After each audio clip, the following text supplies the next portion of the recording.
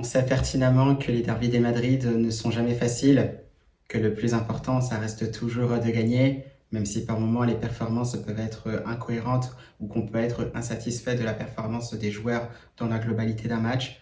Mais voilà, on était aussi dans une compétition, à savoir la Supercopa de España, une demi-finale avant de potentiellement se retrouver en finale. Voilà, l'essentiel a été fait avec une belle victoire qui nous emmène donc en finale de cette Supercopa de España. Buenas a todos y a todas, j'espère que vous allez bien. C'est Baki Koune de Madrid. On se retrouve pour une nouvelle vidéo à propos du Real, comme d'habitude, dans un match assez spécial puisque c'était un derby de Madrid face à l'Atlético dans une compétition, la Supercopa de España, puisque c'était une demi-finale avec à la clé une place en finale face au Barça. Et justement, par rapport à cela, los chavales, on va débriefer sur ce derby de Madrid. Vamos!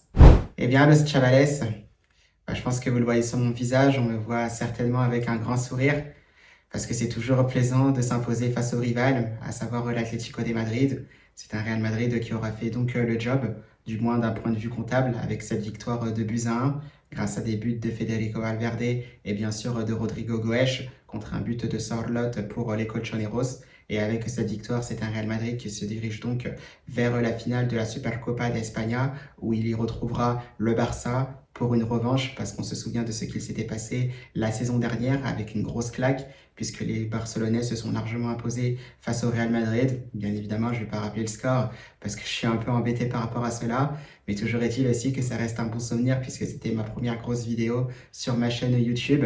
Là, voilà, rebelote, puisque les deux se retrouvent en finale, à voir qui aura le dernier mot dans cette nouvelle confrontation.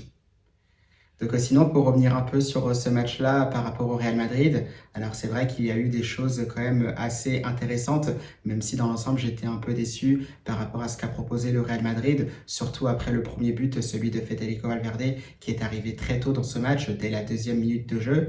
Mais avant cela, c'est vrai qu'il y avait cette composition d'équipe concoctée par Xabi Alonso. Finalement, c'était la même que face au Real Betis la semaine dernière. Il y avait juste un petit doute avec Antonio Rüdiger, qui était incertain avant le coup d'envoi. Finalement, le défenseur allemand a bien tenu sa place, titulaire aux côtés de Raúl Asensio. Et comme on le disait, pour les autres, ça ne change pas. Thibaut Courtois dans les buts, Federico Valverde, latéral droit avec le brassard de capitaine, Asensio donc dans l'axe avec Antonio Rüdiger, Carreras en tant que latéral gauche, Tchouaméni en sentinelle devant la défense, épaulé par Camavinga et bien sûr Jude Bellingham, Gonzalo Garcia, de nouveau titulaire aussi en l'absence de Kylian Mbappé à la pointe de l'attaque madrilène, Rodrigo Goes sur le côté droit, Vinicius Junior bien évidemment sur le côté gauche. Donc voilà, ça semblait intéressant parce que tu pouvais partir quand même avec un petit peu de certitude quand même, puisqu'il y avait des belles choses face au Real Betis. Malgré tout, tu ne savais pas forcément ce que ça pouvait donner face à un adversaire d'un plus gros calibre, puisqu'on le savait aussi, le Real Madrid a quand même atteint un plafond de verre où c'est toujours un peu difficile pour le moment d'avoir un sacré rythme face à des adversaires de haut niveau comme l'Atleti, comme ce qu'on a pu voir aussi face à City, face à Liverpool, face au Barça, même si on s'est imposé 2-1 dans un classico assez électrique. Donc voilà, j'attendais de voir ce que ça pouvait donner et c'est vrai que ça a commencé très très fort avec ce but de Federico Valverde dès la deuxième minute de jeu. Si on se demandait pourquoi, on aimerait que Federico Valverde tente davantage sa chance dans un match 3 à 5 fois, et bien c'est pour ce genre de but puisqu'il a la qualité de le faire. On l'a vu mettre tout simplement des sacrés bombassos, des sacrés canonassos déjà auparavant. Alors ce n'était pas forcément sur des faces arrêtées, même s'il y avait eu aussi un coup franc indirect face à Leganés la saison dernière. Là voilà, vraiment sur un coup franc direct où c'est lui-même qui prend sa chance sans avoir à lui décaler le ballon. Voilà, ça fait ficelle directe. Alors c'est vrai que Jan Oblak peut être un peu gêné par son mur. On a l'impression que le gardien ne voit pas forcément le départ du ballon, mais tout simplement Federico Valverde a le mérite de cadrer sa tentative puisqu'il est quand même entre 30 et 35 mètres. Surtout la vitesse à laquelle part le ballon, ça revient vers le but de Jan Oblak et surtout ce ballon ne perd pas de vitesse pour finir au fond des filets du gardien de l'Atlético de Madrid. Donc tout simplement magnifique et c'est aussi pour ça qu'on aimerait voir Federico Valverde tenter davantage sa chance. Nul doute que cela lui donnera peut-être un peu plus envie de prendre sa chance lors des prochains matchs du Real Madrid. Donc ça déjà finalement c'était assez bien, je trouve que c'était un match qui commençait plutôt bien puisqu'on attendait, il y a aussi de la qualité quand même chez les deux équipes, que ce soit chez le Real Madrid comme chez l'Atlético. Et finalement là où je pensais que le Real Madrid allait enchaîner, bah finalement il ne s'est rien passé durant toute la première période côté madrienne. C'est vraiment les colchoneros qui vont prendre l'initiative de ce jeu, qui vont quasiment s'installer devant les buts du Real Madrid puisqu'il y a plusieurs tentatives. Par moment, il y a aussi des occasions qui sont données aux colchoneros. On le voit aussi avec cette perte de balle de Camavinga parce que le Français n'a tout simplement pas de solution. Et c'est là justement aussi où on disait que le Real Madrid manque par moment de cohérence puisqu'on n'a pas forcément cette facilité à ressortir les ballons de derrière. Ça, l'Atlético de Madrid l'a tout de suite compris. Par moments, c'était un peu compliqué, des contre-pressing qui étaient intéressants côté colchoneros. Et derrière, voilà, avec un manque de solution qui se propose, eh bien, Camavinga perd le ballon. Ça libère une occasion de suite pour Baena. Heureusement, Thibaut Courtois, qui encore une fois sur tout le match, a été très sérieux, omniprésent, très concentré avec des parades décisives. On l'a vu notamment un peu plus tard sur une tête de Sorloth sur corner. Donc très très intéressant une fois de plus le match de Thibaut Courtois qui encore une fois pour ma part est le meilleur joueur du Real Madrid depuis plusieurs mois maintenant. Après ça bien sûr ça peut être ouvert au débat, d'autres diront peut-être Kylian Mbappé, mais pour ma part ça reste bien sûr Thibaut Courtois parce qu'encore une fois le gardien belge est décisif. Donc voilà, sur ça quand même, je le disais, attention à ce manque de cohérence.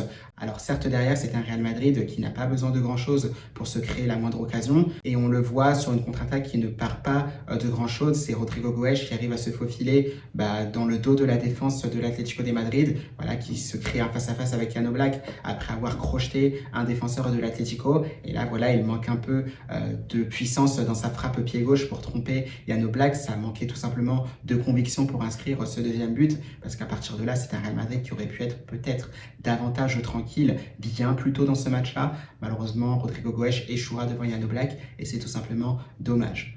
Donc voilà, c'est vrai que tu es dominé, ça on l'a vu au niveau des statistiques aussi en première mi-temps, même si c'était assez équilibré au niveau de la possession. C'est un Atlético de Madrid qui a tiré nettement plus de fois que le Real Madrid. Et ça, on se dit que c'est assez dommage parce qu'on avait l'impression que le Real Madrid était l'Atlético et que l'Atlético de Madrid était le Real. Donc voilà, essayez de comprendre. Moi aussi, je ne comprenais pas forcément, mais toujours est-il que j'étais quand même assez déçu de cette première période du Real Madrid après le premier but de Federico Valverde. Et finalement, il n'y a rien qui change durant cette deuxième période, si ce n'est que l'Atlético de Madrid voilà, baisse un peu en intensité. On a Rodrigo Goes, là c'est intéressant puisqu'il y a un appel aussi de Gonzalo Garcia qui est vraiment très très intéressant, qui permet aussi à Rodrigo Goes de lancer un appel au cœur de cette défense de l'Atlético de Madrid, la prise de balle tout de suite vers l'avant en plein mouvement qui fait toute la différence puisque le joueur brésilien est lancé par rapport au défenseur de l'Atlético. Derrière, face à face, gagné face à Jan Oblak, c'est un Real Madrid voilà, qui prend vraiment une option sur la qualification finale. Bon, derrière, c'est vrai que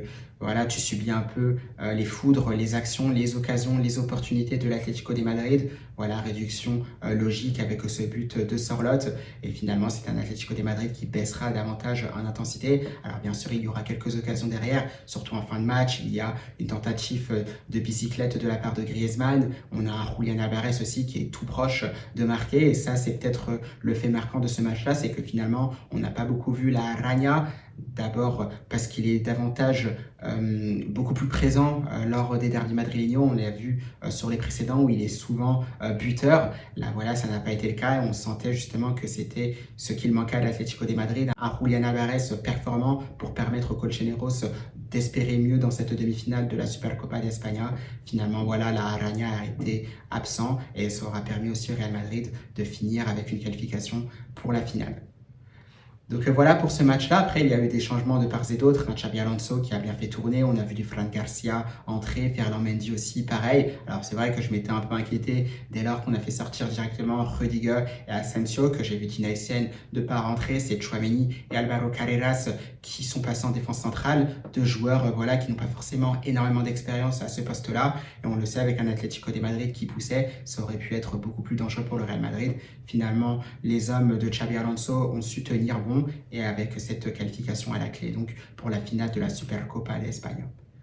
Donc voilà, ça je le disais aussi en début de match, enfin même avant ce match-là, bien évidemment en preview de cette demi-finale, qu'il ne fallait pas forcément s'enflammer avec ce Real Madrid. Voilà, cette deuxième partie de saison vient à peine de commencer. Il n'y a eu qu'un seul match face au Real Betis. Alors c'est vrai qu'il y avait eu de belles choses, mais voilà, il y a encore cette marge de progression qui est assez importante. Un Real Madrid, comme je disais, même avec cette qualification qui atteint déjà son plein fond de verre, puisque c'est déjà très difficile face aux grosses équipes, et on le sait, ça ne passera pas forcément à chaque fois. Et là, il faudra élever davantage son niveau de jeu, parce que c'est un FC Barcelone aussi qui aura beaucoup plus d'arguments face au Real Madrid en finale de la Supercopa d'Espagne, finale qui aura lieu bien sûr ce dimanche à partir de 20h. On se projettera bien sûr sur cette finale de la Supercopa d'Espagne pour ce nouveau Classico, le premier de l'année 2026. À voir, j'espère que ça se terminera par une victoire du Real Madrid, bien évidemment. Donc voilà, Los Chavales à peu près pour ce match, donc cette demi-finale entre le Real Madrid et l'Atlético. Même si c'est vrai qu'il y a cette qualification au niveau de la prestation du Real Madrid, je reste quand même assez déçu. Mais bon, encore une fois, c'est la même chose depuis des semaines maintenant. On va quand même se contenter de cette victoire. Et c'est vrai qu'il faudra gagner aussi face au Barça ce dimanche, parce qu'une nouvelle défaite, voilà, c'est vrai que ce serait très très gênant. Et je pense que ça créera de nouveau pas mal de nouvelles polémiques au sein du Real Madrid. Donc on verra bien ce qu'il se passera. Eh bien, c'est la fin de cette vidéo, Los Chavales. On a conclu avec cette victoire et cette qualification du Real Madrid pour la finale de la Supercopa de España. Rendez-vous avec le Barça ce dimanche à partir de 20h. On verra bien ce qu'il se passera. Moi, dans tous les cas, je vous souhaite une belle fin de semaine puisqu'on est déjà presque vendredi, minuit. Là, c'est le week-end qui arrive avec le samedi et le dimanche. Donc, je vous souhaite tout simplement un bon week-end et surtout à la Madrid.